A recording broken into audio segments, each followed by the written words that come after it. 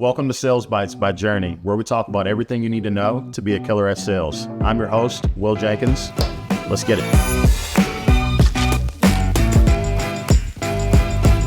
Hello, and welcome to Sales Bites by Journey. My name is Will Jenkins, CEO and founder of Journey. And today I'm joined by one of my favorite people, managing partner here at Journey, one of my best friends, Justin Turner. How you doing, man? Good to see you. Absolutely electric, but I don't know if I'm doing as well as you because the sun looks to be shining in sunny Southern California. It's 70 degrees year round. It looks beautiful today, but yeah, man, it's a great Friday, so it's time to get to it. Beautiful. So before we dive into Sales Bites today, I'd love for you to give everybody a quick 10,000 foot overview of your career. You've done a lot of really cool stuff. Yeah, okay. So I've been in logistics for going on 17 years now. I've done everything from being a dispatcher to being a chief revenue officer. I've got a chance to work at some really, really cool companies, got a chance to build with some great founders along the way too. But yeah, my primary function has always been in sales management, and sales leadership. Well, Justin, I really appreciate you being here today on Sales Bites. It's always fun to dig in and learn from you. So you wanted to talk about the difference between good leads and bad leads. A lot of different ways to think about that. Everybody's got a different ideal customer profile and modes and services and things that they sell. But there are good leads and there are bad leads. So talk to me. Yeah, I said and thought about it too, and I was like, man, what are some of the things that slowed me down a lot, as a salesperson, and I think a lot of people should relate to this because you spend so much time obsessing over these opportunities. Like, because what happens is you think about the company, you think about the size of the company, you think about the brand, and you're just like, man, I want to say that I closed X. I want to say that I did that, but you're missing these signals throughout the sales process that probably should let you know that either it's a very long sales cycle that I'm sorry, you probably don't have time for, or there's something about the way that they interact with you and the feedback you get from other companies that probably tell you they're probably not the best customer.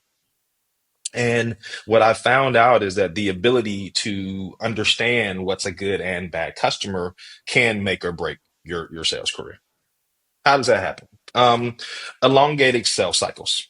Let's just start there. If you are an SMB salesperson, you do not have time for 12 to 18 month sales cycles. I know it'd be amazing for you to close your glory account that's on TV all the time, that's a household name, that when you walk in Walmart or Target, they're right there. Or hey, maybe it is Walmart or Target. But you do not have the time that you think you do. And I think that's about life too, right? We never have as much time as we think. So I'm going to try to get a pulse. I'm going to get a feel. I'm going to ask questions if I get the opportunity to give me some type of visibility to how they make buying decisions. What you'll find out sometimes is that a lot of companies have committee buying. So it might not be just me selling to this one person or interacting with this one person. I am 1 or 2 degrees of separation away from the real buyers. Right? There may be a group of them. That's another thing to find out. Make sure you're talking to the right people. So we spend a lot of time, Will, of course, talking about ICPs and ideal customer profiles and buyer personas. It is very, very important for you to understand who has the ability to execute the agreement that you need. I have spent a lot of time, particularly early on, talking to gatekeepers, talking to Yep. people that would make me think that they were my buyer, and then ultimately I find out they're not. We had this And conversation earlier today. we literally did. Yeah. We literally did. So it is super important to understand who is the buyer, find them out very, very early in the sales cycle, and try to shorten and accelerate that process as much as possible. Um, let's just say you get all the way to the finish line. There are some unique things about contracts and things that you may find out that may let you know if this is a good client or not. I don't want to get too deep into terms, but like maybe payment terms. That's something that every company can relate to, right? Like some companies pay in longer terms than others. Yes, they're a great company. There's a lot of revenue involved. There's a lot of potential profitability involved. But if it takes you a really, really long time to get paid, they just may not be the right customer for you. They could be for someone else. Every company has different types of capital structures. But depending on your company's philosophy on finance, a company that's like net 90 terms, just making something up, might not be the best customer for you. Um, One of my favorite people out there, and hopefully he's listening, as one of my goats of the industry. I call him Eddie Leshin. And Eddie would always preach to me very, very early on just about the concepts of if it's really easy for you to get business from someone, it's probably very easy for you to lose the business too. So it's a very unique philosophical paradigm to have, but the reality is that nothing easy, yeah, is worth getting, right? So if it takes you a little bit longer than it should, that probably means if you perform well and you're a great vendor to them and you build great relationships, that's business you can rely on, like very, very long term. So Totally. you have to be cognizant that like if you make a quick phone call and like the very next day you're getting opportunities, tells you a lot about your buyer. They may be a price shopper. Um, they may lack loyalty. Um, and if it, just because you move the load or you have the transaction today doesn't mean you get it the next day. So I'll pause Totally. for my I said a lot there. Yeah, I mean, I think there's a lot to be said about understanding how to navigate a sales cycle with someone that's worth your time. Because Yep. early on, most sales reps get excited that they get some buying indicators from someone. Someone's Hmm. engaging with me via email or they're picking up my calls and whatnot. Love that. You got to get shots on goal to understand how to play the game.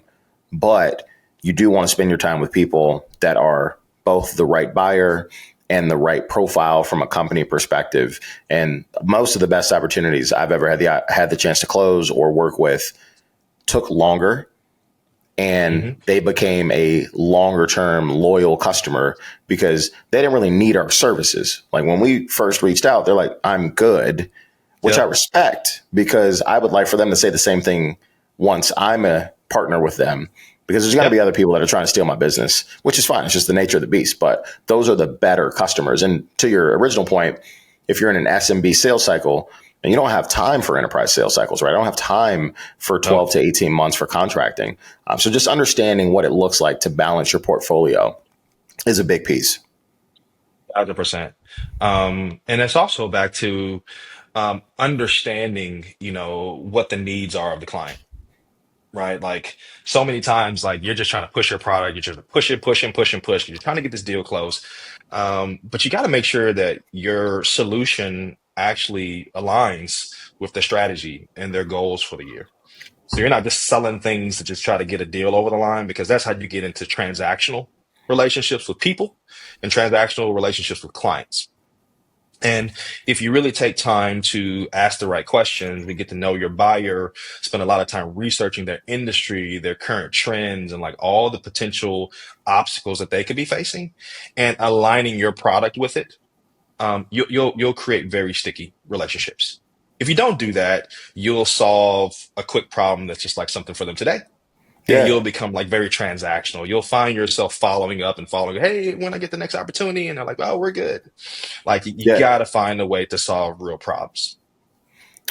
What do you think about continuing to vet an opportunity after you've onboarded some freight? So one of the things I've noticed is outside of very easy indicators, revenue, size and scope of the business, maybe you have some inside information on how they transact because of tribal knowledge at the company. Sometimes you don't know if a customer's good until you start getting freight. You start winning some loads and you see price sensitivity or lane density or how they engage with you. How do you, as a sales rep, figure out when it's time to remove yourself? Let's say you activate an account and Hmm. you're doing okay. You know, you're not knocking out of the park. You're not making a ton of money. You're not losing money, but you're still trying to figure out, like, is this someone we can grow with? What are some indicators once you onboard an account that help you know, hey, this is someone that we can actually do business with? That's a good opportunity. I think it's when they start to come inbound to you, right? When they start to realize that you solve a need for me, you have a solution that I don't really have anybody else that's doing this for me, and they start to come to you. for requests. They start to come to you with ideas. That's totally different than the inverse, which is me pushing, pushing, pushing. Hey, I just want to know if there's an opportunity. Like, hey, is there another one of those lows? Like, hey, like, no. When you feel the relationship shift, and become more strategic. I mean, that's the actual term for it. When you get out of a transactional relationship into more of a strategic capacity, that's when you know it's time to. You're never stepping away from it, right? And I know that's not what you're asking, but you're just kind of removing yourself from like that day-to-day transactional grind, and you're bringing in resources that can be there in that same capacity, and then you start to be in strategy with the client. You're thinking through seasonal shifts. You're thinking to larger commitments. On our side, we're thinking through different products that we can offer for the client. But you got to get to that point. You got to, we say crawl, walk, run. You can't just Yeah. jump into that. So you don't know how much time that could take. It could take 3 months of ramping a client. It may take 6 months ramping a client. But when it shifts and they start to come to you with ideas, and they come to you saying, hey, I love what you guys are doing for us. Can you do more for us? Can you take on this lane for us? That's when you know it's time to start bringing in resources. Totally. What's your thought on a rep combing through their prospects? Let's say I've got 250 unique accounts in my name, and I'm working through my sales process. So I've got some that I'm getting some traction with, some I'm still in the dark with. I'll share a story. Sometimes I feel like salespeople get really attached to accounts. So you've got this story in your head about this fictitious buyer and how much opportunity there is and all this stuff, but like they've never really engaged with you, right? Like you've made some cold calls, you've sent some emails, no engagement. Any good rules of thumb to help reps understand how they comb through prospects and go, man, it's time for me to drop this and move on to something else, right? I got 250, I drop one and pick up somebody else, because sometimes you just might not be the person for that account. Like it just doesn't work. Yeah, I mean, I have some embarrassing stories too. I don't even know if I could share them on the airwaves, but sometimes there's personality conflicts. Yeah, sure. Sometimes like the way I communicate is just not the way that they communicate, and vice versa. So sometimes it's like, okay, I have to do what's best for the company, right? You can tell like you bring in a resource, and all of a sudden they're getting more volume. Maybe they have a shared experience, maybe they have commonality, maybe there's some things about Bob that's different than me. In that case, you got to know when to step away. I also think that you just got to take a look at response rates too. Like you gotta invest in places that are giving you a return on that investment.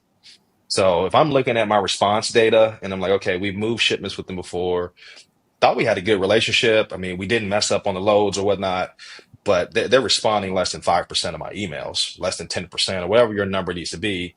It's not worth my time. Like I am spending more time trying to get something out of them when I should be focusing my efforts somewhere else. And that doesn't mean that you like say the companies don't work together anymore. It just may mean you go to your manager and say, hey, this company has a lot of opportunity. I may need you to help me. Maybe Yeah. we need to schedule an in-person meeting. And maybe that should come from you. You have a big title, you're a VP, you're a C-level, whatever it is. Something about the way I'm communicating isn't working in this transaction. Can we do this together? More often than not, your manager will love for you to come to them and say that, and allow them to step into the sales process with you and expand that relationship. So I think response Oh, rates. Yeah. So just to check what we said response rates, personality differences or indifferences. And then I think you always should be thinking about wallet share, right? You're thinking about what we believe our customers spend on our type of services. And when you look at the derivative math of what they spend versus what we're actually doing with them, is there a large delta or not? And if there is a large delta, I'm doing the same thing I said for number two. I'm getting my leadership involved, and I'm saying, I think we need to have a different strategic conversation, and I would love for you to join me in that opportunity. yeah. That's awesome. I've got some notes here. Let me know if I miss anything or anything that you want to wrap up here with as I go through these. So you talked about, what types of things may slow you down as a seller. So, it's the person you're engaging with the right person? That's going to slow down the sales cycle. Am I going after the right type of customer? Maybe I'm outside of my swim lane. I'm supposed to be going after SMB, and I'm spending my time with large multi-billion-dollar companies. So sales cycles longer. Generally, you just talked about the differences in sales cycles there. Understanding buyers and buyer personas. So as a seller, if I understand the buyer and their persona more effectively, I will be able to accelerate that lead cycle, but also just understand, is this a good customer for me in the way that we do business? How easy was it to get the business? I think this is a great thought process around, shoot, if I called them, immediately got quotes, anyone could do that. There's maybe nothing unique about how I presented what our business is. So just keep that top of mind. Understanding client needs. And then collaboration, both internally and externally. So your best customers are going to collaborate with you because they want to see you succeed and you're doing something for them of value. And then internally, we don't have all the answers, but you might have good colleagues, managers, execs, and whatnot that want to help you succeed. So make sure that you collaborate with them, and they might be able to help you move opportunities forward. I didn't realize I said so much. Man, yeah, I said a lot there. Yeah, Yeah. all those things. Yeah.